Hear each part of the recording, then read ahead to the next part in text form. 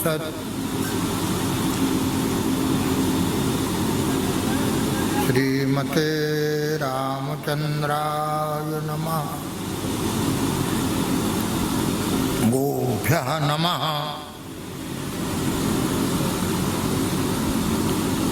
नमो गोभ्यः श्रीमतीभ्यः सौरभीयेभ्येव च।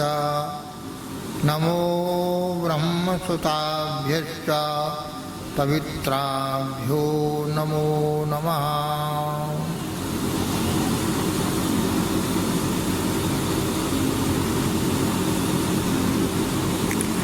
यया व्याप्तमिदं सर्वं जगत्स्थावरजङ्गमं तां धेनुं शिरसा वन्दे भूतभव्यस्य मातरम्। नारायणं नमस्कृत्य नरं चैव नरोत्तमं देवीं सरस्वतीं व्यासं ततो जयमुदीरयेत्।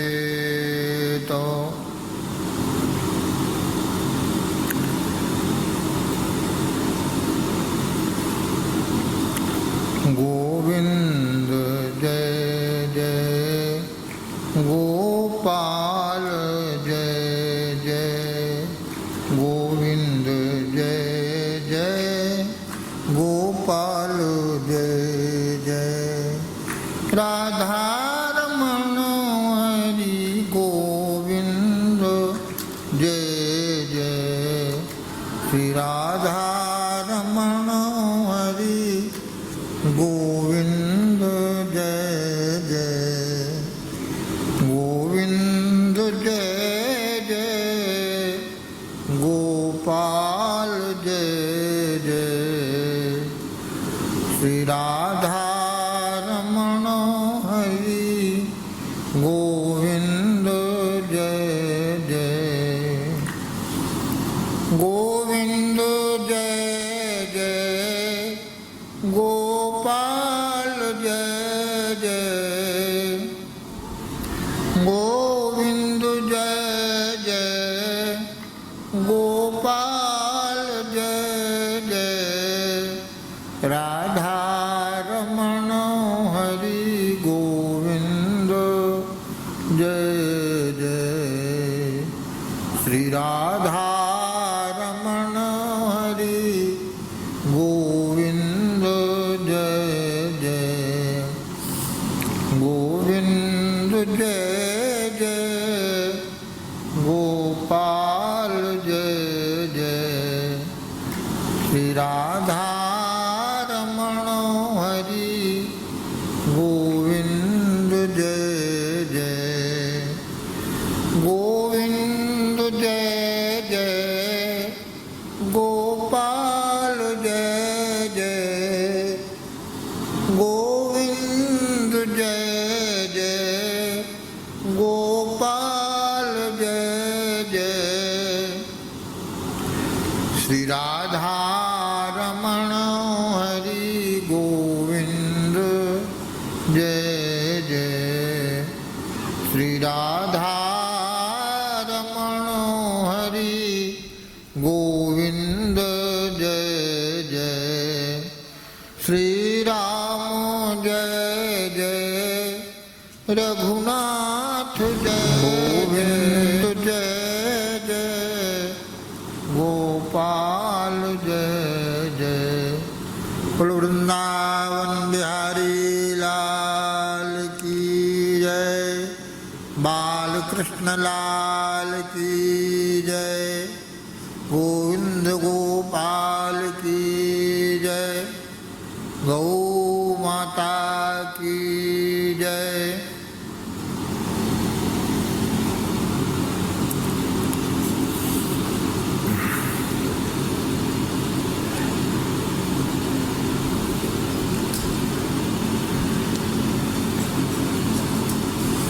भगवान की कृपा से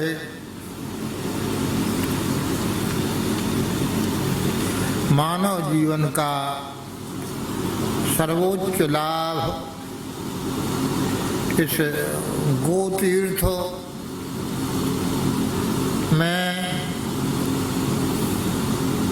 जड़खोर गोतीर्थ में, गोष्ठ के मध्य में, संत महात्माओं की सन्निधि में, ब्रह्मचारी बटुकों की उपस्थिति में, महापुरुषों की कृपा से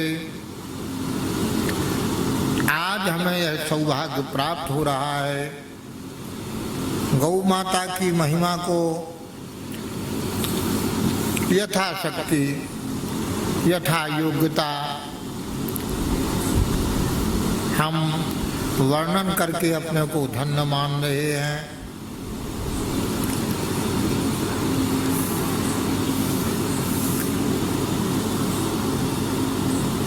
श्री गणेशाय नमः, श्री सरस्वत्यै नमः, श्री गुरुचरण कमलेभ्यो नमः, गोभ्यः नमः।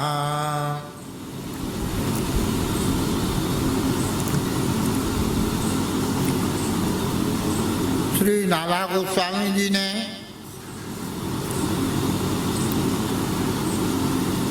भगवान की प्रेरणा से भक्तमाल का प्रणयन किया और प्रियादास जी ने उसकी टीका को लिखा। हमारी भारतीय संस्कृति के भाषा ग्रंथों में श्री रामचरितमानस और भक्तमाल रामानंद संप्रदाय के यह दो ऐसे ग्रंथ हैं जो वैष्णव जनों के लिए प्राणों से प्यारे हैं। समस्त सनातन धर्म की ज्ञान की राशि सिद्धांत को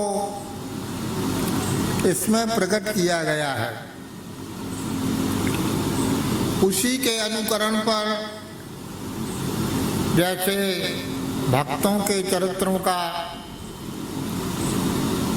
वर्णन श्री नाभा गोस्वामी जी ने किया है, इसी प्रकार से श्री पथवेड़ा वाले महाराज जी की आज्ञा से, उनके सत्य संकल्प से, पुण्य संकल्प से, भगवती आज्ञा से परम पवित्र ओरछा धाम में विवाह महोत्सव के अवसर पर दुल्हा सरकार श्री सीताराम जी महाराज ने आशीर्वाद देकर के दास को गौ माता की महिमा को प्रकट करने को समर्थ बनाया। पुनः पथमेड़ा वाले श्री महाराज श्री 108 श्री दत्त शरणानंद जी महाराज ने आशीर्वाद दिया और आज्ञा दी। उन्हीं के अनुग्रह से शास्त्रों का अवलोकन करके शास्त्र सम्मत इस बालक को जो कुछ समझ में आया, अपनी सामर्थ्य के अनुसार उसी को इस गो भक्तमाल ग्रंथ में संकलित किया है।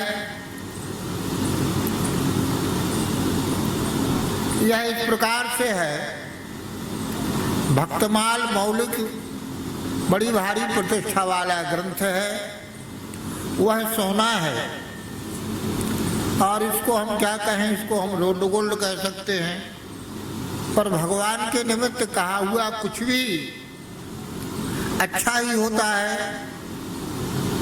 इसलिए भगवान की महिमा से, गाय की महिमा से ओतप्रोत होने के कारण सदोष होने पर भी सज्जन लोग श्रवण करते हैं, प्रसन्नता अनुभव करते हैं और आशीर्वाद देते हैं। गौ माता के चरणों में प्रणाम करके श्री गो भक्तमाल का प्रारंभ कर रहे हैं।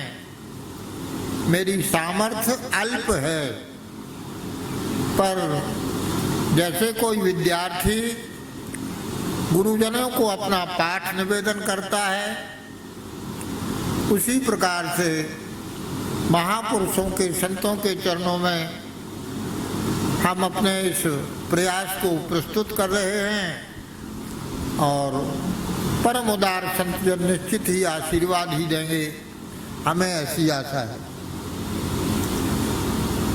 मंगलाचरण में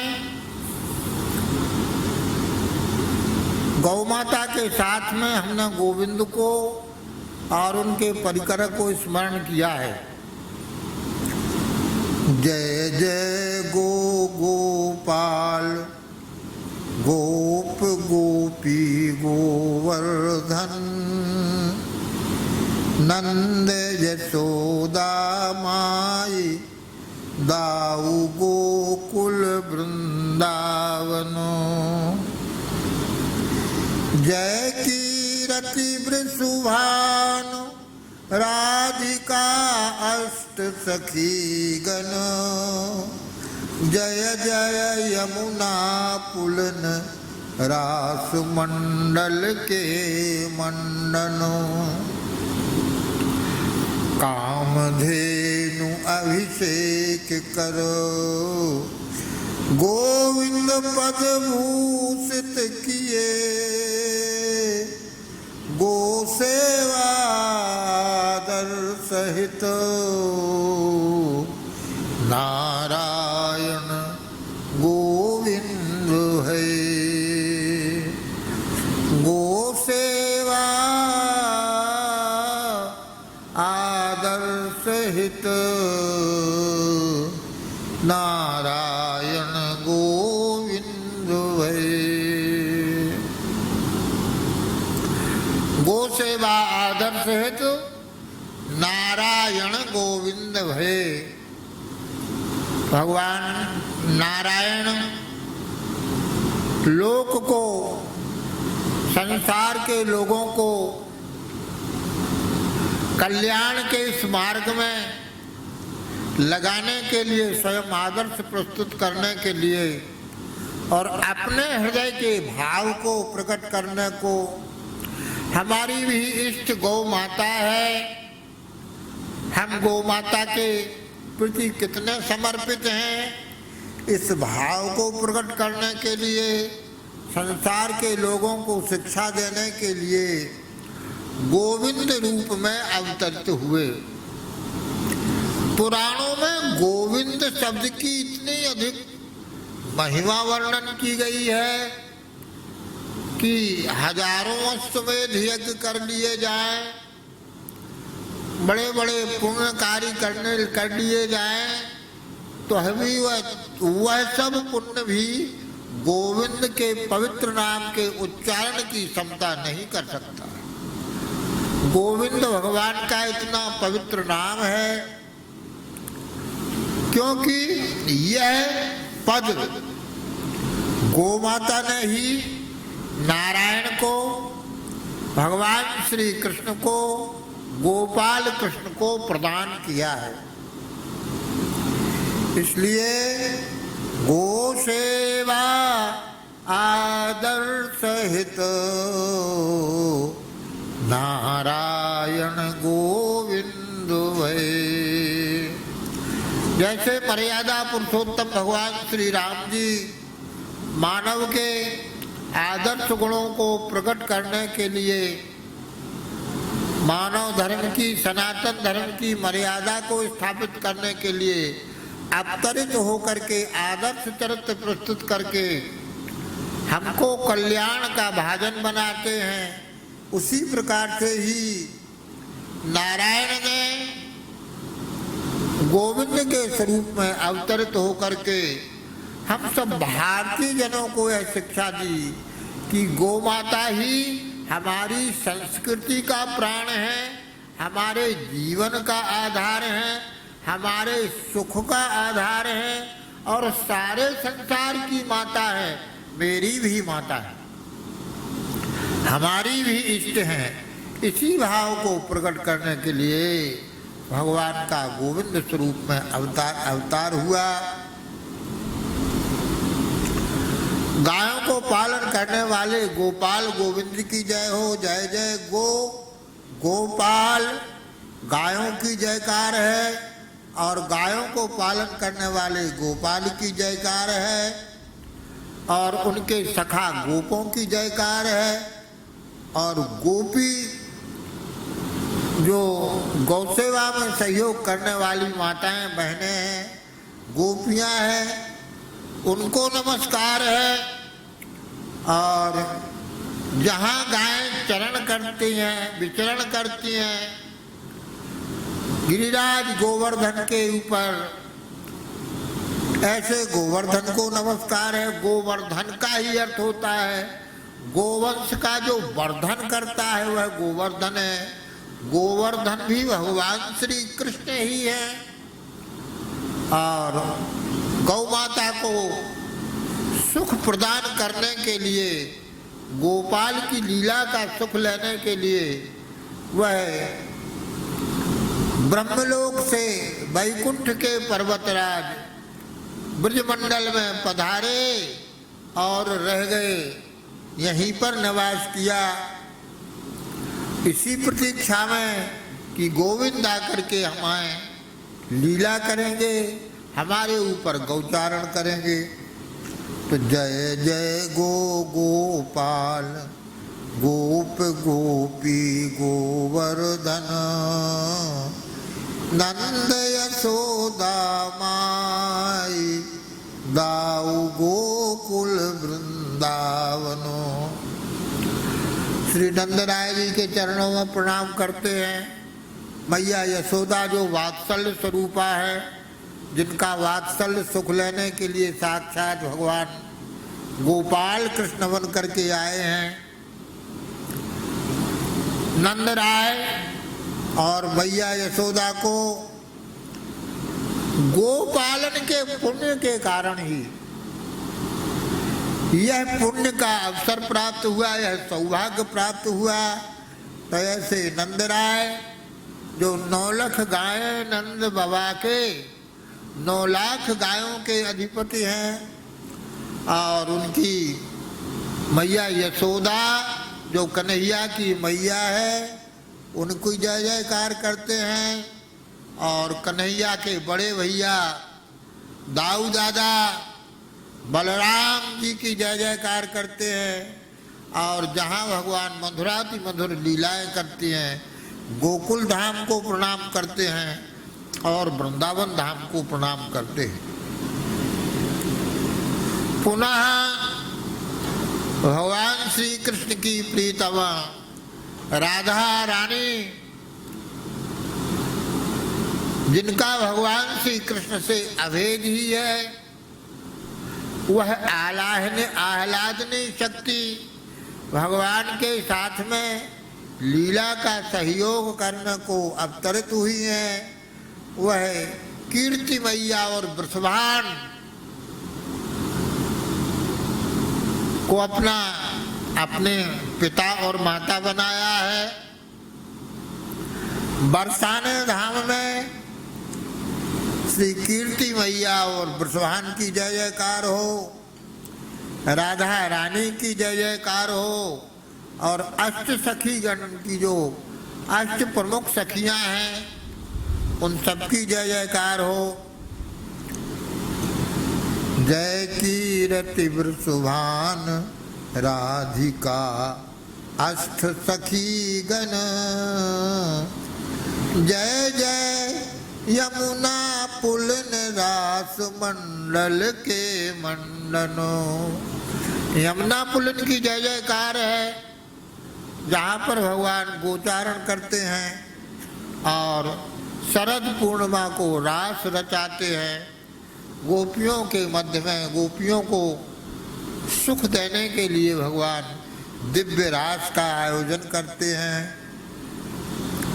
इस प्रकार से श्री गोपाल कृष्ण गोविंद के परिकर के सहित सबको स्मरण करके प्रणाम करके और गोविंद की महिमा को प्रकट करते हैं। कामधेन अभिषेक कर गोविंद पद भूषित कियो। गोविंद कुंड में आज भी पंचामृत कुंड है, जहाँ पर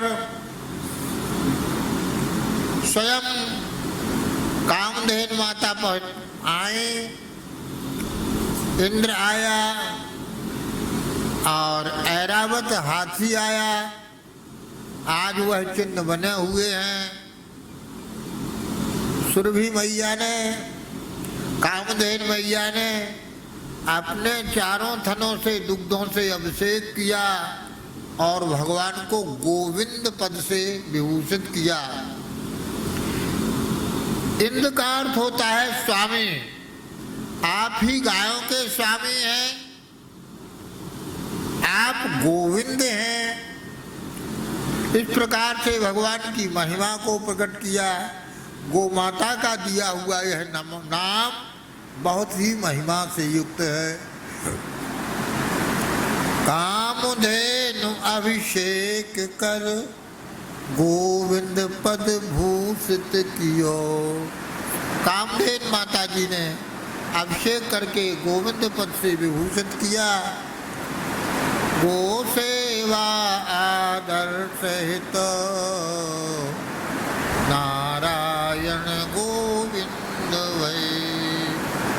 गो सेवा का आदर्श प्रस्तुत करने के लिए साक्षात नारायण ही गोविंद रूप में अवतरित हुए हैं। अब गो शब्द का निघंटु में और शब्दकोश में बहुत अर्थ हैं, अनेक अर्थ हैं, अनेक अर्थवाची गो शब्द है। तो यथासाध्य हमने प्रयत्न किया है कि छप्पे में उनको स्मरण कर लें। वाणी स्वरूपा गाय, भूलोक बाची गाय, धेनु आह्लाद भक्ति रूपा गाय गाये हैं। अदिति गाय, किरण गाय, सूर्य चंद्र विद्युत गाय, इंद्रिय समूह दसों दिशा गाय पाए हैं। सरस्वती माता गाय, द्यौ अंतरिक्ष गाय, भूत और भविष्य विश्वरूप गाय गाये हैं।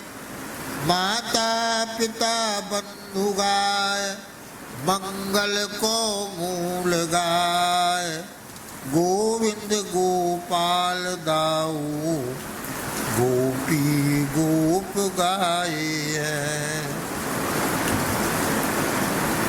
निघंटु में गो शब्द के उपर्युक्त अनेक अर्थों को प्रकट किया गया है। गच्छति इति गौः, जो चलती है उसको गाय कहते हैं। गतिमान जो है उसको गाय कहते हैं। तो जगत भी पृथ्वी को कहते हैं। तो यह धरती भी चलती है, इसलिए वाणी को गाय कहते हैं। वाणी स्वरूपा गाय, भूलोक वाची गाय। इसकी पृथ्वी लोक का भी अर्थ गाय के अर्थ में है, यह निश्चित है। और धेनु पद, धेनु शब्द की व्याख्या जो आह्लाद देने करने वाली है, आनंद करने वाली है, इससे धेनु शब्द संपन्न होता है। भक्ति स्वरूपा गाय, गाय ही भक्ति स्वरूपा है। वात्सल्य सागर, वात्सल्य रस सागर से भरी हुई गौ माता है, इसलिए भक्ति स्वरूपा भी गाय है। अदिति गाय, अदिति का अर्थ भी गाय होता है। और वेद में अदिति के संबंध में हरि ओम अदिति रिद्यौ रदितिरंतरिक्षम अदितिर माता सपिता सपुत्र विश्वे देवा अदिति पंचजना आदित्यजात मदित्यजनित्वम। इस प्रकार से अदिति का शब्द का अनेक अर्थों में वर्णन हुआ है। अदिति गाय, किरण गाय, सूर्य की किरण को भी गाय कहते हैं। सूर्य चंद्र विद्युत गाय, विद्युत को भी गाय कहते हैं। और सूर्य और चंद्रमा की किरणों को भी गाय कहते हैं। इंद्रिय समूह गाय, हमारी जो इंद्रियां हैं इनके समूह को भी गाय कहते हैं। इंद्रियों को भी गाय कहते हैं। इंद्रिय समूह दसों दिशा गाय पाए हैं, और दसों दिशाओं को भी गाय कहते हैं। सरस्वती माता गाय, सरस्वती को भी गाय कहते हैं। देवरंतरिक्ष गाय, अंतरिक्ष को देव को गाय कहते हैं। भूत और भविष्य विश्व रूप गाय गाय है। गाय के संबंध में वेद में एक गोसूक्त आया है जिसमें गाय का विराट स्वरूप का वर्णन हुआ है। जैसे भगवान के विराट स्वरूप में संपूर्ण देवता भगवान के अंगों में विराजमान है, सारा भूमंडल भगवान के भीतर विराजमान है। इसी प्रकार गौ माता के भीतर संपूर्ण देवताओं का, संपूर्ण तीर्थों का, संपूर्ण लोकों का, सभी का निवास है। इसलिए गाय विश्व रूप है और भूत भविष्य वर्तमान स्वरूप है। जो होगा और जो हो रहा है वह सब गाय का ही स्वरूप है। गाय की कृपा से ही हो रहा है। इस प्रकार से हमारे गाय से अनेक संबंध हैं। हमारे पालन करने के लिए ब्रह्मा जी ने गाय को प्रकट किया है। गाय के गोमय से, गाय के मूत्र से, गाय के दूध से, दही से, गत से, तक्र से, माखन से और गाय के मस्तक से निकलने वाले गोरोचन से, ये सभी मंगलमय पदार्थ हैं। हमारा जीवन सुखी होता है, धन्य कृतार्थ होता है। गाय ऐसी माता है, हमारी माता जन्म देने वाली हमको कुछ वर्षों तक ही दूध पिलाती है, पर जो जीवन भर दूध पिलाती है, जन्म से लेकर के मृत्यु पर्यंत वह सदा अपना वात्सल्य हमको प्रकट करती हुई गाय दूध पिलाती है। ऐसी गो माता, माता पिता बंधु गाय, गाय ही हमारा सबसे बड़ा बंधु है, माता पिता है। मंगल को मूल गाय, और गाय मंगल का मूल है। गोमय से लिपे हुए स्थान पर बैठ करके भजन करने से भजन की सिद्धि होती है। गाय का दर्शन हो जाए, बछड़ा को पिलाती हुई गाय का दर्शन हो जाए, आहा क्या कहना है, मंगल हो गया है, सगुन हो गया है। तो गो मंगल को मूल गाय, गोविंद गोपाल दाऊ, गोपी गोप गाय हैं। और गाय और उनके भक्त गोपाल, और गोपाल के भैया भैया बड़े भैया दाऊ जी, और गोपी और गोप, इन सभी के चरणों में हम प्रणाम करते हैं।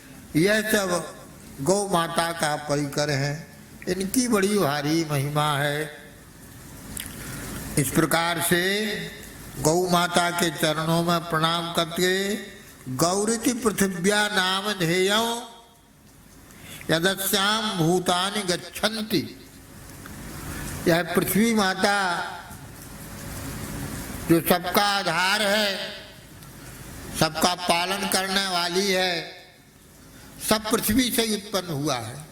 हम स्वयं पृथ्वी से उत्पन्न हुए हैं। सृष्टि सारी पृथ्वी से, क्योंकि पंचभूतों का समाहार पृथ्वी में हुआ है। पृथ्वी से ही सब कुछ प्रकट हुआ है, और वह पृथ्वी गाय स्वरूपा ही है। देखो, तीन स्वरूप होते हैं। भौतिक स्वरूप होता है, और आधिदैविक स्वरूप होता है और आध्यात्मिक स्वरूप होता है। तीन स्वरूपों में हम किसी भी वस्तु का चिंतन करते हैं। तो भौतिक स्वरूप में यह गाय, जीवन को देने वाली हमारी यह गाय है, और देवी स्वरूप में पृथ्वी माता हमारी गाय स्वरूपा है, और अंत में श्री लक्ष्मी स्वरूपा श्री चिते लक्ष्मीश्च, श्री देवी और लक्ष्मी देवी, यह जो भूदेवी भगवान के साथ में सदा रहती हैं, वह गाय माता ही है। इस प्रकार से गाय मैया की महिमा का वर्णन करते हैं।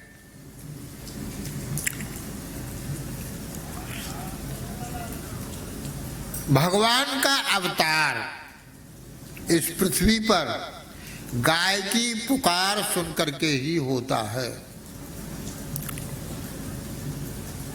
गाय जब जब हो ये धर्म के हानि, बाढ़हि असुर अधम अभिमानी, तब तब धर प्रभु अधम तब तब धर प्रभु मनुज शरीरा, हरहि कृपा निधि सज्जन पीरा। इस पृथ्वी पर जब जब धर्म की हानि हो जाती है, पृथ्वी कहती है कि गिरि सर सिंधु भार नहीं मोही, इन पहाड़ नदियों का भार भी जैसा मेरे ऊपर नहीं है, जैसा इन पाप करने वाले आतंकवादियों का भार हमारे ऊपर है। तो व्याकुल होकर के जब गोमाता पुकार करती हैं तभी भगवान अवतार लेते हैं। वह भगवान आप तो काम है, कोई उनकी कामना नहीं है, आत्मा राम है, आनंद घन है, निर्गुण निर्विशेष है। निर्गुण स्वरूप में उनका चिंतन किया जाता है, और भगत प्रेम बस सगुण सो होई, वही भक्तों के प्रेम के कारण सगुण साकार होकर के भक्तों को सो केवल भक्तन हित लागी, केवल भक्तों को सुख देने के लिए ही वह सगुण साकार होते हैं। तो वह सगुण साकार कैसे होते हैं? गौ माता की पुकार सुन करके ही भगवान अवतार लेते हैं। और आत्मा राम आप तो काम, सतचित आनंद घन, निर्गुण निर्विशेष ब्रह्म वेदों में गाये हैं। सगुण साकार भक्त वेद वाणी आदर करे, शब्द काम धेनु सगुण परक अर्थ ध्याये है। श्री चिते लक्ष्मी से भूदेवी धेनु रूपा, धेनु आह्लाद वाच्य भक्ति रूपा पाए हैं। भक्ति पराधीन कृष्ण राधा आराधक हैं, गोचारण सुख लेन परिकर संग आए हैं। भगवान के अवतार का प्रयोजन वर्णन करते हुए कहते हैं, भगवान आत्मा राम है, आप तो काम है, सत्य चित आनंद घन है। सत्य स्वरूप है जिनकी सदा सत्ता रहती है, चैतन्य स्वरूप है और आनंद स्वरूप है। यह भगवान का स्वरूप है। वह भगवान निर्गुण है, निर्विशेष है, निराकार है और सगुण साकार भी है। दो स्वरूपों में अगुण ही सगुण ही नहीं कछु भेदा, एक ही स्वरूप है। एक स्वरूप ऐसा है जिसका चिंतन करना समर्थ महापुरुषों का की सामर्थ्य है। वही भगवान अपने भक्तों के प्रेम में, भगत प्रेम बस सगुण साकार रूप में अवतरित हो जाते हैं। तो निर्गुण भगवान ही सगुण साकार हो जाते हैं। जैसे कि तालाब में कमल प्रकट हो जाते हैं, कमल दिखाई नहीं देते फिर प्रकट हो जाते हैं, खिल जाते हैं। इसी प्रकार से सगुण साकार रूप में भगवान प्रकट हो जाते हैं। सगुण साकार रूप में प्रकट होने पर भक्तों को सुलभ हो जाते हैं, क्योंकि निर्गुण निर्विकार निर्लोप निर्गुण ब्रह्म की उपासना सबके बस की बात नहीं है। इस बात को गीता में भी कहा गया है, भागवत में भी कहा गया है, रामायण में रामचरितमानस में भी कहा गया है। निर्गुण ब्रह्म का चिंतन करना शरीरधारी की सामर्थ्य नहीं है। जब तक हम देह भाव से ऊपर नहीं उठ सकते हैं तब तक निर्गुण निराकार की उपासना हम नहीं कर सकते हैं। तो वह निर्गुण निराकार ही सगुण साकार रूप में हमारे प्रेम के कारण प्रकट हो जाता है। तो सगुण साकार भक्त वेद वाणी आदर करे। वेद वाणी में उन्हीं को निर्गुण निराकार कहा है, उन्हीं को सगुण साकार कहा है। शब्द काम धेनु सगुण परक अर्थ ध्याये हैं। अब भगवान के जो विशेषण है निर्गुण निराकार के, त्रिगुणातीत, गुणातीत, निर्गुण, तो माया आदि गुणों से रहते हैं, पर वात्सल्य आदि गुणों से जो सुशोभित हैं। इस प्रकार से विद्वान लोग निर्गुण सगुण की बड़ी विलक्षण व्याख्या करते हैं। उन्हीं पदों की व्याख्या, क्योंकि शब्दः कामधेनवः, शब्दों का अर्थ समझना सहज नहीं है। यही रहस्यमय वेद का रहस्य है कि वेद के अभिप्राय को सामान्य व्यक्ति नहीं समझ सकता है। तो निर्गुण निराकार के जो विशेषण है वह सगुण साकार वाची भी है, उनकी व्याख्या उस तरह से विद्वान लोग करते हैं। वह गौ माता लक्ष्मी स्वरूपा है, भगवान की आह्लादनी शक्ति है। धेनु का अर्थ होता है आह्लाद, जो हमको आनंद देने वाली है। धेनु आह्लादवाची है, तो आह्लाद माने आनंद देना, यही भक्ति का स्वरूप है। तो भक्ति स्वरूपा है वह गाय। श्रीक्षिते लक्ष्मीश्च पत्न्या बहोरात्रे पार्श्वे नक्षत्राणि रूप मसनौ व्याप्तम नो। भगवान का स्वरूप उसमें कहा गया है कि श्री देवी और लक्ष्मी देवी सदा भगवान के सन्निकट रहती हैं। तो उसमें भूदेवी जो है वह धेनु रूपा ही है, आह्लादवाची है, इसलिए भक्ति स्वरूपा है। और भगवान भक्ति के पराधीन है, प्रेम के अधीन रहते हैं। भक्ति पराधीन कृष्ण श्रीचिते लक्ष्मी से भूदेवी धेनु रूपा। धेनु आह्लादवाच्य भक्ति रूपा पाए हैं। भक्ति पराधीन कृष्ण राधा आराधक हैं। श्री कृष्ण राधा की आराधना करने वाले हैं।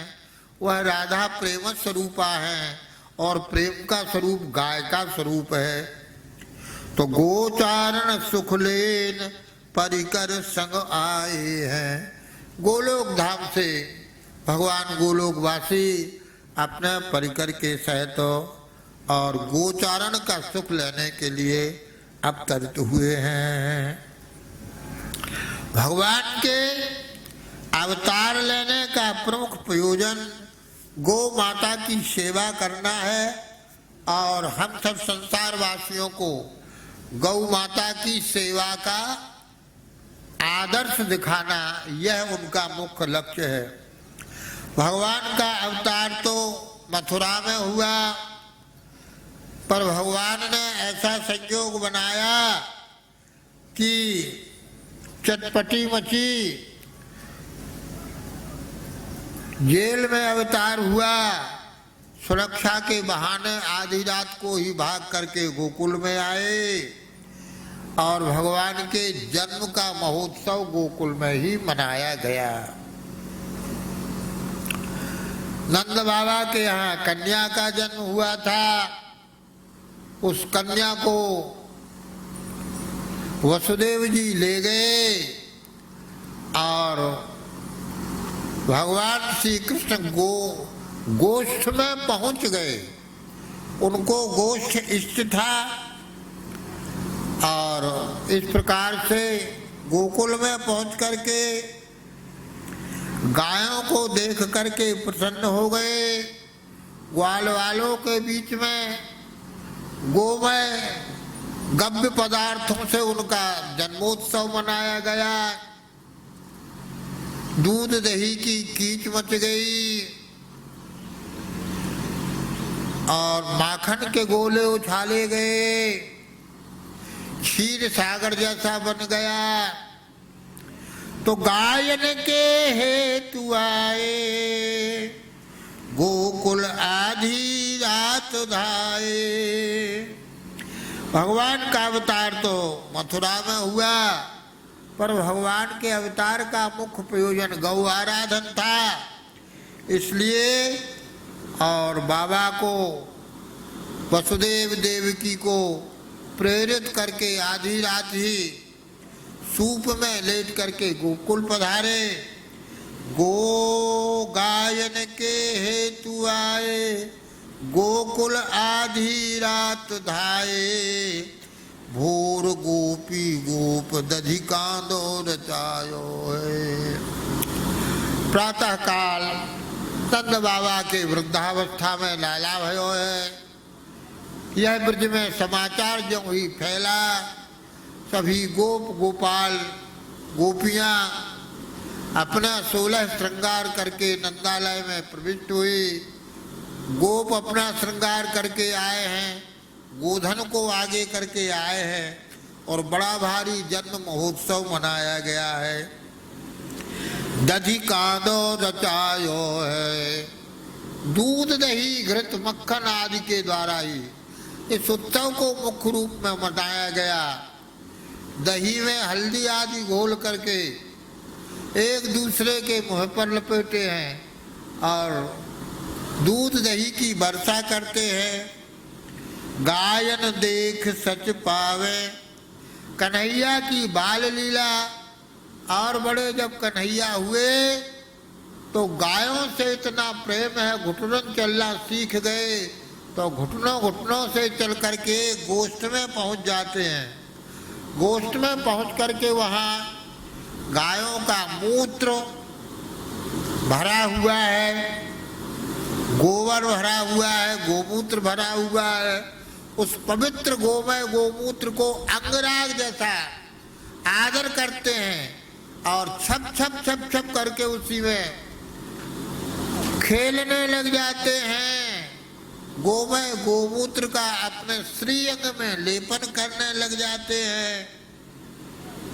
अंग लपटा करके बड़ी सुंदर उनकी शोभा होती है और हंसते हैं, खिलखिलाते हैं।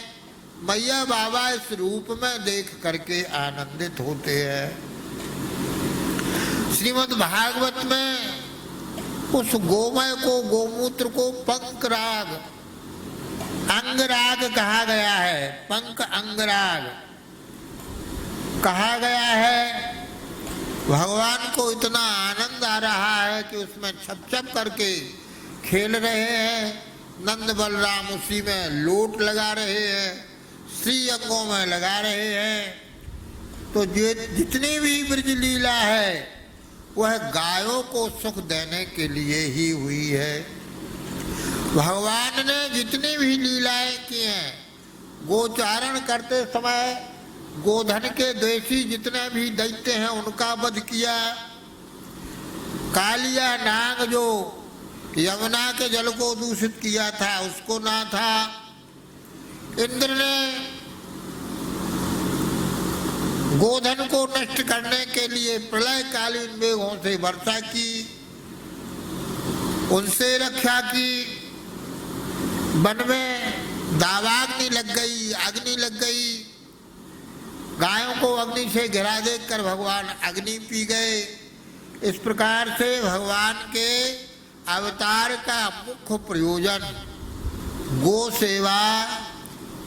सेवा के आनंद का अनुभव करना और गो माता की रक्षा करना, गो संवर्धन करना, गो वंश को सुखी करना ही है। तो 56 में वर्णन है, गायन के हेतु आए गोकुल आधी रात धाये, भोर गोपी गोप दधिका दौर रचाए। गायन के हेतु आए गोकुल आधी रात धाये, भोर गोपी गोप दधिका दौर रचाए हैं। गायन देख सचु पावे घुटुरन चल गोष्ठ जावे। गायों को देख करके भगवान आनंदित होते हैं, घुटनों घुटनों से चल के गोष्ठ में चले जाते हैं। गायन देख सचु पावे घुटुरन चल गोष्ठ जावे, गोमूत्र गोमय श्री अंग लपटाए है। अपने श्री अंग में गोबर और गोमूत्र को लपेटते हैं। या ही हेतु सुखदेव पंक अंगराग कहो। श्रीमद् भागवत पंकांग रागो, पंक को अंगराग कहा है। जैसे अंगराग में सुगंध आदि होती है, गोमय गोमूत्र की भी सुगंध बड़ी दिव्य होती है। तो भगवान इसी को अंगराग का सुख ले रहे हैं। तो या ही हेतु सुखदेव पंक अंगराग कहो, छप छप कर हाथ मारे सूकर पद पाए हैं। छप छप करके खेलने लग जाते हैं और गोबर गोमूत्र में लौटने लग जाते हैं। तो गोबर गोमूत्र में लौटते देख करके मैया कहती है, अरे कन्हैया तू तो ऐसा लगे कि पूर्व जन्म को सूकर होए। ऐसा सुन करके कन्हैया मुस्कुरा, तुम सूकरोसी, तुम पूर्व जन्म में सुअर रहे हो।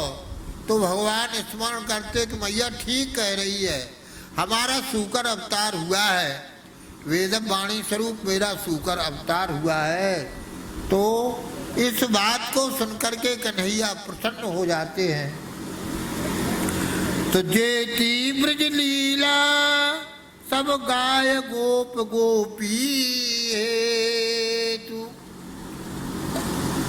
जितने भी ब्रज की लीलाएं हैं सबके मूल में गायों को सुख देना ही है। गो माता कैसे सुख पावे, यही भगवान का प्रयत्न है। जेती ब्रज लीला सब गाय गोप गोपी हेतु।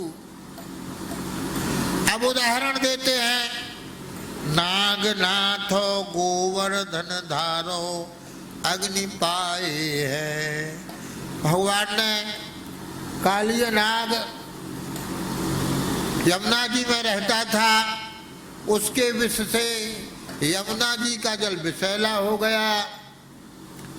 उस जल को गायों ने पिया तो गायें प्राणहीन हो गई, ग्वाल वालों ने पिया तो ग्वाल वाल प्राणहीन हो गए।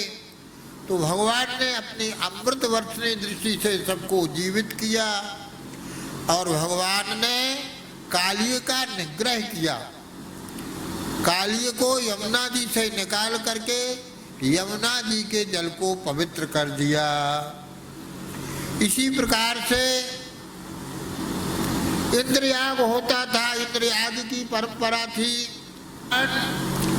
जाके दिया अभिमान है ताकि तोरत छाती। अभिमान भगवान किसी का भी सहन नहीं करते हैं।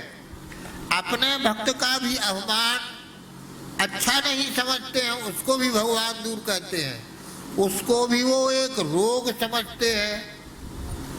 और इंद्र भी भगवान का भक्त है, पर इंद्र के हृदय में जो बड़ा भारी अभिमान था उस अभिमान को दूर करने के लिए भगवान ने और इंद्रयाग को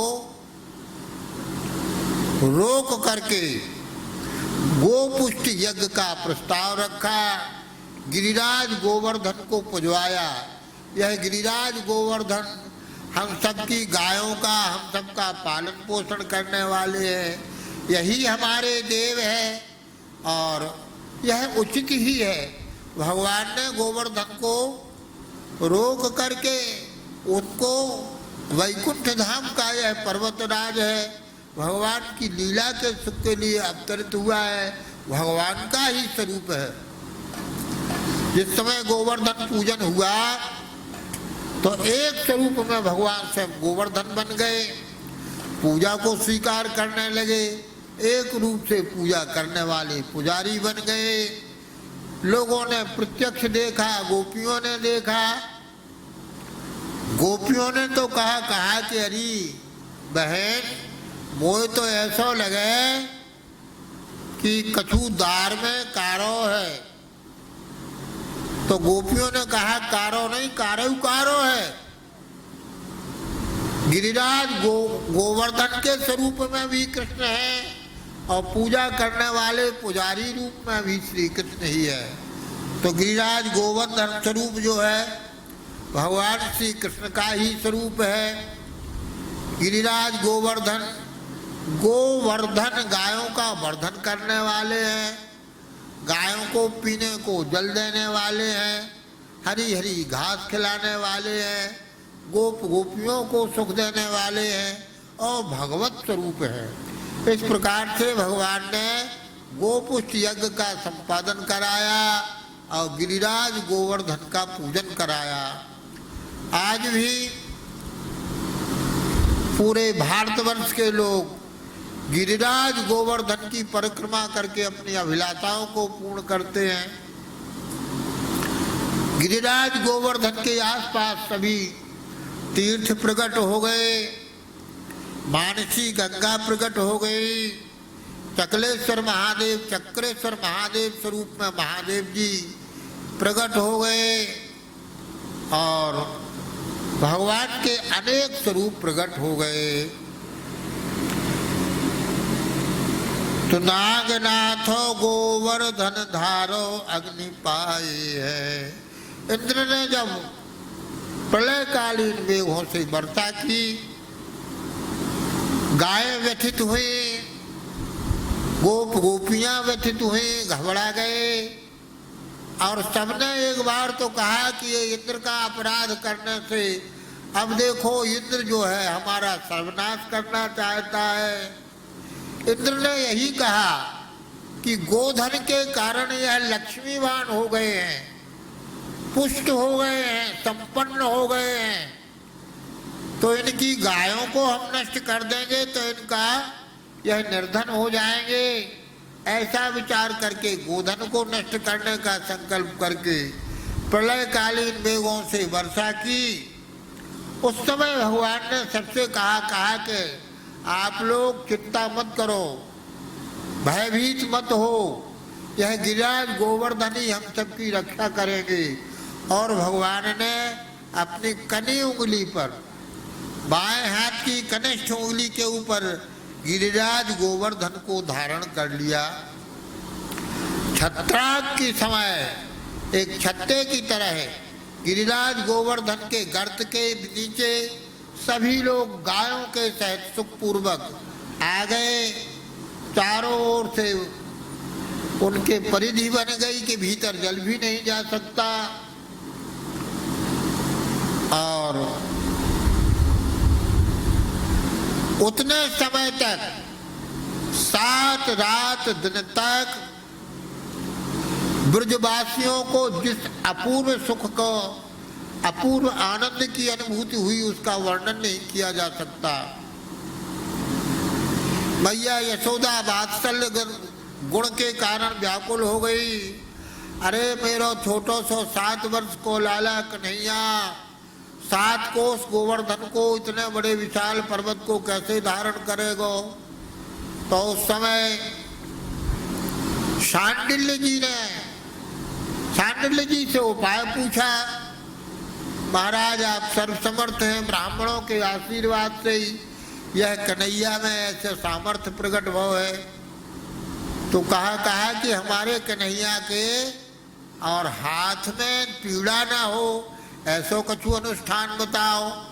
तो श्री सांडिल्य जी के उपदेश से राधा रानी को सिंहासन पर विराजमान कराया गया और राधा रानी भगवान श्री श्याम सुंदर की रूप सुधा का पान करना चाहती थी और श्याम सुंदर राधा रानी के रूप सुधा का पान करना चाहते थे। यह संयोग बना और ब्रजवासियों ने चकलेश्वर महादेव जी का बड़ा सुंदर अभिषेक रचाया। संकीर्तन हुआ जय गो माता जय गोपाल, भगत बचल प्रभु दीन दयाल, जय जयकार होते हुए और 7 दिन अपूर्व आनंद हुआ। इस प्रकार से भगवान ने गाय और गोपालों की रक्षा के लिए गिरिराज गोवर्धन को धारण किया, अग्नि पाए हैं। भागवत जी में वर्णन आया है 2 बार भगवान ने अग्निपान किया। एक बार तो सबसे कहा कि नेत्र बंद कर लो। इस समय ग्रीष्म की ऋतु थी, जंगल में बांस से बांस रगड़ने से आग लग गई, गौ माता संकट में आ गई, चारों ओर से अग्नि हुई और वन की अग्नि है। ऐसा देख करके भगवान ने अग्नि का पान किया। तो जेती ब्रज लीला सब गाय गोप गोपी हेतु, नागनाथ गोवर्धन धारो अग्नि पाए हैं। अग्निपान किया भगवान ने। अब भगवान और बड़े हुए और भगवान बड़े हुए तो बड़े होते ही चलने लग गए। फिर और बड़े हुए तो ज़्यादा दौड़ धूप करने लग गए, माखन चोरी की लीला करने लग गए। फिर ग्वाल वालों के साथ भगवान वत्स चारण करने लग गए। देखिए राजा के लड़के हैं, कोई जरूरत नहीं थी इनको, लेकिन राजा भी ये गायों के सेवक राजा हैं। तो गोपाल कृष्ण ने हट करके बछड़ों को चराने का अपने छोटे छोटे ग्वाल वालों के साथ में भगवान सुबह उठ करके जब गायें चली जाती हैं वन में तो बछड़ों को लेकर के यमुना जी के तट पर ग्वाल वालों के साथ में भगवान वहीं तरह तरह के खेल खेलते हैं, बछड़ों को चढ़ाते हैं और बछड़ों को चढ़ा करके ला करके गोष्ठ में कर देते हैं। माताएं उनको स्नान आदि कराती हैं, भोजन आदि कराती हैं। एक दिन भगवान ने प्रस्ताव रखा कि देखो भैया, अपन सब यहाँ से घर से जब चलते हैं तो अपन कलेऊ करके चलते हैं, तो अपने अपने घर कलेऊ करते हैं, क्या क्या कौन खाता है और उसमें आनंद की अनुभूति नहीं होती है। अब ऐसा करें कि सब लोग वन में ही वनभोज करें, अपनी अपनी मैया से तरह तरह को भोजन बनवाओ, तो उसमें पता पड़ जाए कि कौन की मैया कितना सुंदर भोजन बना लेते हैं। तो अपनी अपनी मैया से बढ़िया बढ़िया सब चीज़ बनवा करके और छीके पर अपना ले करके चलें और वन में यमुना पुलन में बैठ करके वहाँ ही एक साथ बैठ करके भोजन करें, वन भोज का आनंद लें, छाक लीला का आनंद लें। छाक लीला का अर्थ ये है कि ब्रज में बिना गव्य पदार्थ के कुछ होता ही नहीं है। छाक में बड़े भारी गुण हैं। मट्ठे में इतना कहा गया है कि तक्रा शक्रो भी दुर्लभा, इंद्र को भी तक्र दुर्लभ है, भगवान को इतना प्रिय है। तो छाक लीला का वर्णन करते हैं। बड़े भये गोचारण प्रश्न मचल गए। सांडिल्य गोप अष्टमी गो पूजन कराए हैं मैया। नहीं, इसके पहले का ये है, वत्स चारण करें तत्कालिंदी बाल संग। वत्स चारण करें तत्कालिंदी बाल संग। छाक लीला देख ब्रह्मा जी हूँ भरमाए हैं। नारद जी ब्रह्मलोक में जाकर के ब्रज में जो भगवान लीलाएं करते थे और लीलाओं का जाकर के ब्रह्मलोक में वर्णन करते थे, सुन करके ब्रह्मा जी आनंदित होते। सुनते सुनते ब्रह्मा जी के मन में उत्सुकता हुई कि हम भी जाकर के स्वयं इन आँखों से भगवान की ललित लीलाओं का दर्शन करें। तो ब्रह्मा जी लीला का दर्शन करने आए। संयोग की बात कि उस दिन ऐसा हुआ, भगवान ने सब ग्वाल वालों से कहा कि आज कोई घर कलेवा नहीं करेगा। सब लोग अपनी अपनी मैया से तरह तरह के व्यंजन बनवा करके और अपने साथ में ले चलेंगे। अपने सिंहों को ऊपर लाठियों पर ले ले करके चले। और फिर भगवान ने कहा कि देखो भैया, बछड़ों ने जल पी लिया है, अब वो किनारे चरने लग गए हैं। थोड़ी धूप निकल आई है। हम लोग तो बालक हैं, बालकों को सवेरे से भूख लगती है, तो अब अपन लोग बैठ करके एक साथ बैठ करके और भोजन करें। तो कुछ ग्वाल वालों ने कहा कि नहीं, ऐसा नहीं हो सकता। हम लोग भोजन करने लग जाएंगे जब तक बछड़े भाग जाएंगे, तब फिर क्या होगा? हमारी मैया मारेगी, हमारे बाबा मारेंगे, हमारी गायें चुखा जाएंगी। तो भगवान ने कहा कि देखो, अकेले अकेले तो घर ही खाते थे, यहाँ एक साथ बैठ करके खाने का सुख लेना है। बछड़ों की जिम्मेवारी हम लेते हैं, अगर बछड़े भाग जाएंगे तो हम ले आएंगे। ऐसा सबको आश्वस्त कर दिया। सबने कहा ठीक है कन्हैया, अगर तुमने जिम्मेवारी ली है तो हम लोग तैयार हैं। तो गोल में बैठ गए, जैसा कमल खिलता है, भगवान के चारों ओर सब ग्वाल बाल बैठ गए, सन्मुख सबकी ओर। ये विशेष बात, भगवान का मुखारबंद सबकी ओर था। अब सब अपने अपने भोजन को निकाल निकाल करके उनकी विशेषताओं का वर्णन करने लगे। आहा, हमारी मैया ने कैसी खुरमी बनाई है, आहा हमारी मैया ने कैसी गुजिया बनाई है, आहा हमारी मैया ने कैसे सेव बनाए हैं, आहा हमारी मैया ने कैसा हलवा बनाया है, आहा हमारी मैया ने कैसी खीर बनाई है, आहा हमारी मैया ने कैसा छौंक दे करके, बघाड़ दे करके मट्ठा बघारा है, तरह तरह से शाक को बघारा है, अपनी अपनी रुचि से और अपने पदार्थों की बड़ प्रशंसा करने लगे। तो भगवान कहते हैं कि अरे भैया, तुम स्वयं तो कह रहे हो बहुत मीठो है मीठो है, अरे हमें कैसे पता पड़े?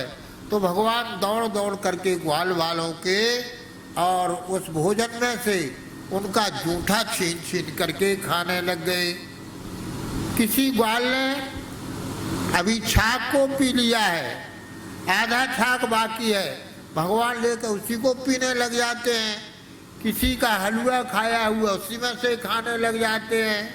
भगवान की इस ललित लीला को देख करके ब्रह्मा जी चक्कर में पड़ गए। ब्रह्मा जी को भ्रम हो गया, यह कैसा परम ब्रह्म है। बड़े बड़े यज्ञों में क्रिया पद्धति से जिनको भोग लगाया जाता है, वहाँ भी केवल सुगंध ही ग्रहण करते हैं, और यहाँ किस प्रकार से छीन छीन करके खा रहे हैं। और हमें तो लगता है कि यह ब्रह्म नहीं है। यह अमर्यादित देख करके हमको विश्वास नहीं हो रहा है, और मन में आया कि हम इनकी परीक्षा लेंगे। जैसे कोई विद्यार्थी गुरुजी से कहे कि गुरुजी हम आपकी परीक्षा लेंगे, इसी तरह से ब्रह्मा जी के दिमाग में उल्टी बात आई, हम परीक्षा लेंगे। ऐसा परीक्षा करने का विचार करके ब्रह्मा जी ने बत्सों का, बछड़ों को चुरा लिया। जहाँ हरी हरी घास बछड़े चल रहे थे, सब ग्वाल बाल देखते हुए भोजन कर रहे थे, बछड़े दिखाई नहीं दिए तो सबने कहा कि देखो कन्हैया बछड़े चले गए, अब बछड़े कहाँ के चले गए होंगे। कन्हैया ने कहा भैया भोजन पूरा कर लो, मैं ढूंढ करके लाऊंगा। पर श्री दामा ने फेंट पकड़ ली, नहीं, तुमने जिम्मेवारी ली थी कि मैं बछड़े लाऊंगा तो हमारे बछड़े लाओ। तो सपाणी कबलम यजऊ, भगवान के हाथ में दही भात का कौर है और एक हाथ में अचार है। भगवान को उसी समय भगाया। भगवान बछड़ों को खोजने के लिए जब तक गए तब तक ब्रह्मा जी ने ग्वाल बालों का अपहरण कर लिया। अब यह सब लीला का समायोजन भगवान की इच्छा से हुआ है, क्योंकि ब्रह्मा जी भी भगवान के परम भक्त हैं और भगवान की लीलाएं सर्वतोन्मुखी होती हैं, सबको सुख देने वाली होती है। माताओं को लगता था कि कन्हैया जैसे यशोदा मैया का दुग्ध पान करते, हमारा ऐसा दूध पान करें। गायों को लगता है कि कन्हैया श्यामा गाय का जैसे बछड़े के साथ मुंह लगा करके दूध पीने लग जाते हैं, हमारा भी दुग्ध पान करें। और ब्रज की कुमारियों के मन में विचार था कि हमारे तो प्राणनाथ, हमारे दूल्हे, हमारे प्रीतम यह श्याम सुंदर ही बने। सबके हृदय की अभिलाषाओं को पूर्ण करने के लिए भगवान ने इस लीला को रचा है। 1 वर्ष तक भगवान ग्वाल बाल बन गए, बछड़े बन गए और विचित्रता यह हुई कि जिन गायों के बछड़े बड़े हो गए थे, दूध पीना छोड़ दिया था, गायें रभाने लगी, बछड़े उनका दूध पीने लग गए। जो बालक बड़े हो गए थे, दूध पीना छोड़ दिया था, उन माताओं ने भी उनके स्तनों में भी दूध उमड़ आया और ग्वाल बाल जो है दूध पान करने लगे, दुग्ध पान करने लगे। यथार्थ में तो यह कन्हैया ही थे। तो कन्हैया ने ब्रजवासियों की सबकी अभिलाषा पूर्ण की। उसी समय श्री सांडिल्य जी ने कहा कि देखो भैया, एक विशिष्ट रहस्य की बात बताएं। इस समय एक ऐसा मुहूर्त आया है कि इस मुहूर्त में जिस कन्या का पाणी ग्रहण होगा ब्रजमंडल के अंतर्गत, उसको साक्षात भगवान नारायण जैसा पति प्राप्त होगा, अवैधव्य का भाव होगा, बड़ी भारी महिमा। इसलिए कुछ सोच विचार न करके ब्रज के ग्वाल बालों से अपनी कन्याओं का पाणी ग्रहण कर दो, विवाह कर दो। इस प्रकार से उन कन्याओं के अभिलाषाओं को भी पूर्ण किया, क्योंकि ग्वाल बालों के रूप में ही भगवान ही थे। तो जितनी भी, इसलिए वह गोपियाँ जितनी थी उनको विष्णु भगवान की पत्नी कहा गया है।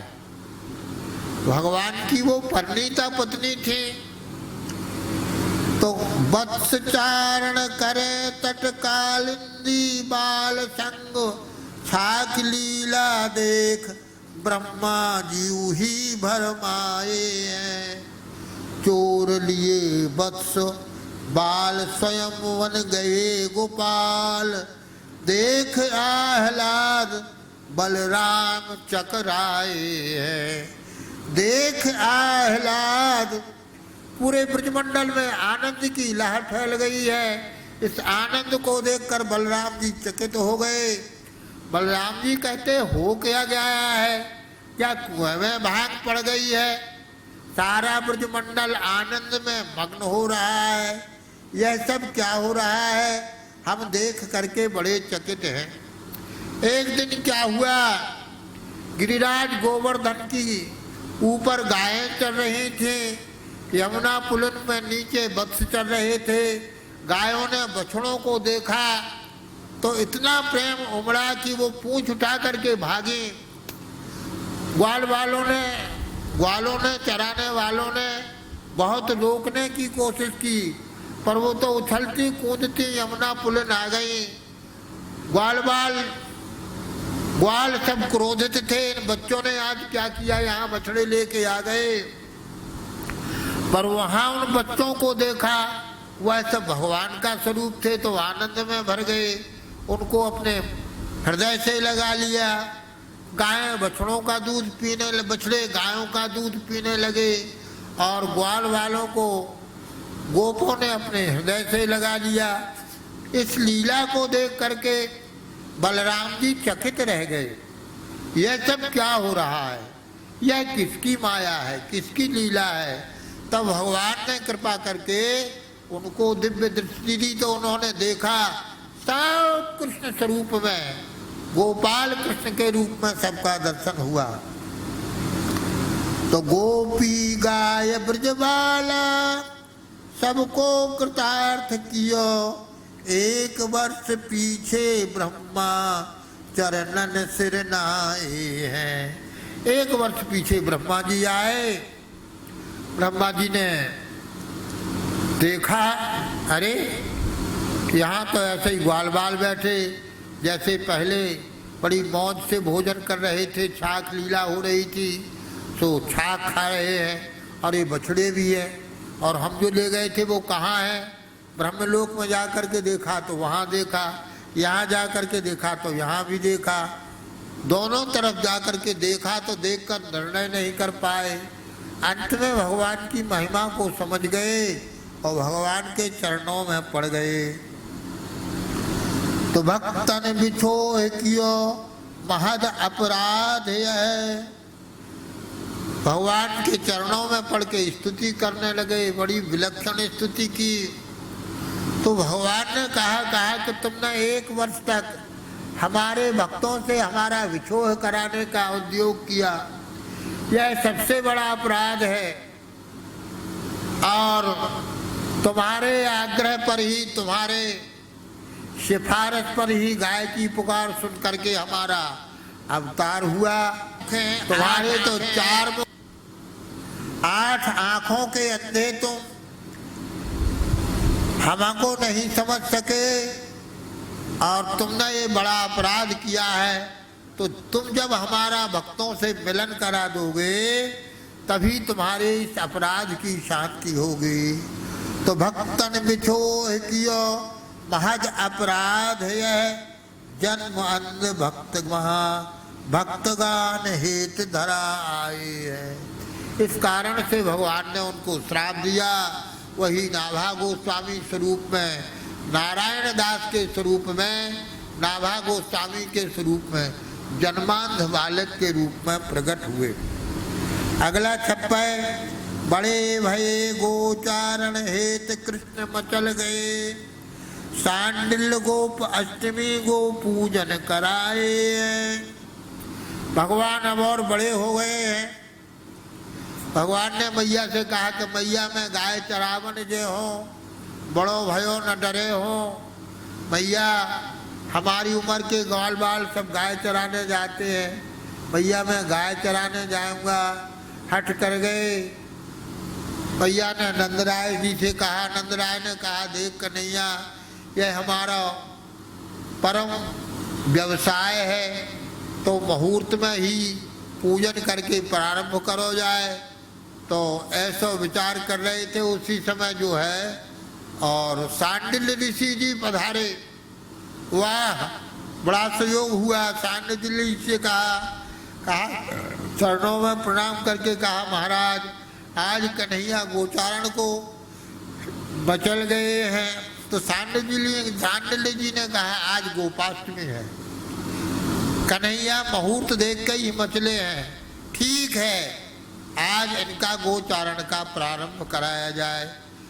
सांडिल्य जी ने विधिवत पूजन कराया और भगवान को राधा रानी की कारी कमरिया लेकर के दी गई। मैया ने लाठी दी और मखमल की मुलायम मुलायम जूतियाँ लेकर के मैया आ गई। जूतियाँ लेकर के आ गई तो कन्हैया ने कहा कि मैया ये सब काहे को लाई हो। तो मैया ने कहा कि लाला तुम्हारे बड़े कोमल चरण हैं और जंगल में कांटा है कि कंकड़ है, वह तुम्हारे पैर में चुभेंगे। तो भगवान ने कहा नहीं मैया मैं गौ आराधन के लिए आया हूँ, आराधना जूता पहन के नहीं की जाती है, भगवान ने मना कर दिया।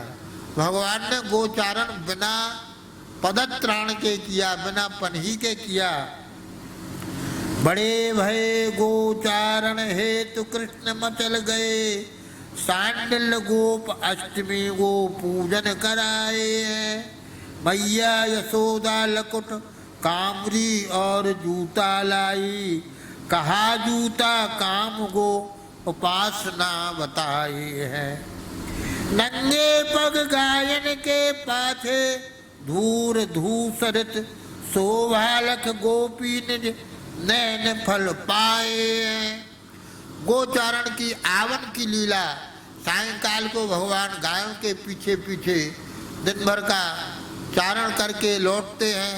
मंथर गति से गायें चल रही हैं, टन टन उनके गले का शब्द हो रहा है, भगवान बंशी वादन कर रहे हैं। और गोधूल वेला में गोधूल में भगवान का दर्शन हो रहा है। गोपियां उस छवि का दर्शन हो करके, जो दिन भर के दर्शन की प्यासी नेत्र थे, उनकी भूख को बुझा रही हैं। तो नंगे पग गायन के पाछे धूल धूसरित, शोभालख गोपी निज नैन फल पाए हैं। वाल वाल संग रसरास, काल की बाल केल लीला, पाछे महाराज भागवत प्राण गाए है। भागवत जी का पाठ करने से हमको जैसे महाराज की रास पंचाध्यायी में सुख मिलता है, इसी प्रकार से भगवान ग्वाल बालों के साथ वन में जाते हैं तो तरह तरह के खेल रचाते हैं, गायों का श्रृंगार करते हैं। ग्वाल बाल गोप मिलकर के कृष्ण का श्रृंगार करते हैं, नाच नचते हैं, तरह तरह की क्रीड़ा करते हैं। तो यह भी रास है, यह गोपों के मध्य का रास है। और इसके पश्चात गोपियों को कृतार्थ करने के समय के लिए और महारास का आयोजन जो है वो शरद पूर्णिमा को महारास का आयोजन किया गया।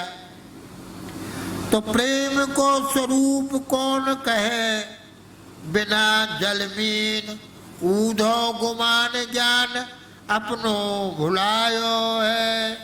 वास्तविक व्यवहारिक लीला को स्वरूप गूढ़, बिरहा भासयाते ब्रज गोपिन बतायो है। ब्रज की जितनी लीलाएं हैं उनको समझना कोई सहज बात नहीं है।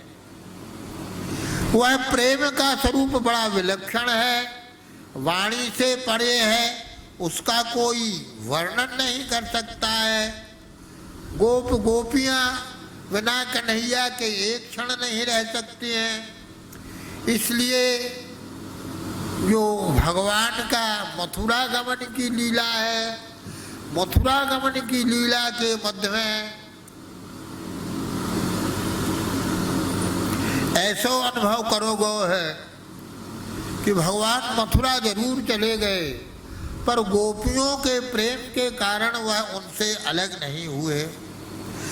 ऐसा गोपियों उद्धव जी, भगवान ने उद्धव को अपना संवाद लेकर के पहुंचाया तो ब्रजवासियों का गोपियों का प्रेम देख करके उद्धव चकित रह गए।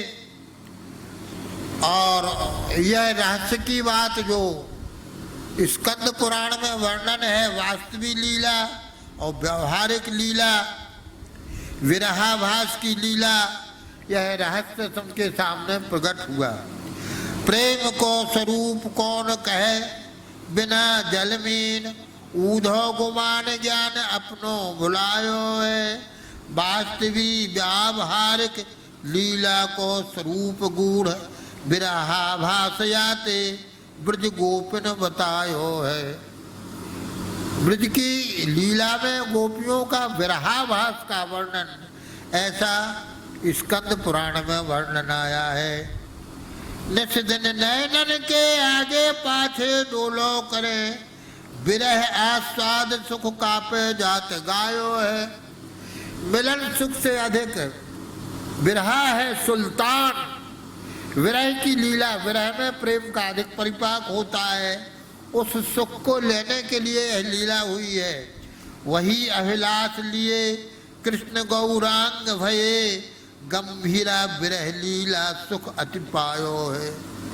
वह इतनी विशिष्ट लीला है, उस लीला का सुख पाने के लिए ही भगवान ने कलयुग में गौरांग महाप्रभु के रूप में अवतार लिया और राधा के स्वरूप से राधा के विरह के सुख की अनुभूति करने के लिए जो गंभीरा की लीला है, विरह लीला है, वह उसी का उदाहरण है।